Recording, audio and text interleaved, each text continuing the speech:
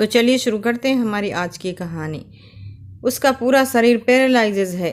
5 साल पहले हमारी शादी हुई थी और जिस वक्त उसका एक्सीडेंट हुआ था उस वक्त वो प्रेग्नेंट थी। एक्सीडेंट की वजह से उसका बच्चा पेट में ही मर गया और तब से मेरी बीवी भी बिस्तर पे ही है। वही चाहती है कि मैं दूसरी शादी कर लूँ ताकि मुझे मेरी औलाद का वारिस मिल जाए।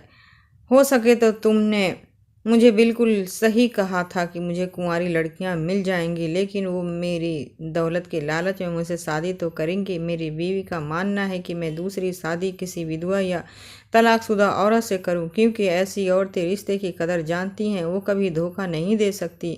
और जब पहली बार मैंने तुम्हें देखा तभी से तुमसे मुझे प्यार हो गया। मैंने अपनी सारी बात तुम्हें बता दी है। तुम चाहो तो इनकार भी कर सकती हो, मुझे कोई एतराज़ नहीं होगा। तुम्हारे मना करने के बाद मैं कहीं और बात भी नहीं करूँगा।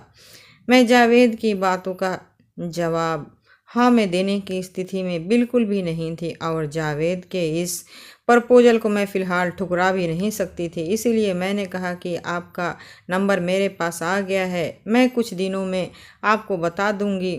कुछ देर बाद जावेद होटल के निकल गया और उसके जाने के कुछ देर बाद ही मैं भी खुशबू को लेकर जाकिर नगर आ गई। शगुफ्ता के लड़का हुआ था, यह बात मुझे मेरी माँ ने बताई और उसने मेरे व्हाट्सएप पर शगुफ्ता की बेटे की तस्वीर भी भेजी। लड़का बहुत सुंदर था। अब मुझे बिल्कुल भी यकीन हो गया था कि शगुफ्ता के बेटा हो जाने के बाद फैजान मुझे पूरी तरह से इग्नोर कर चुका है, यानी कि मुझे पूरी तरह से भूल जाएगा। और यही हुआ भी।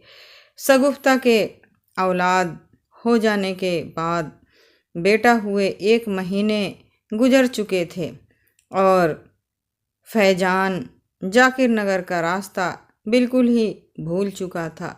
अब मुझे और मेरी बेटी को भी भूल चुका था। तो आप लोग ही बताइए कि अब मैं क्या करूं और मैं कहाँ जाऊं, किससे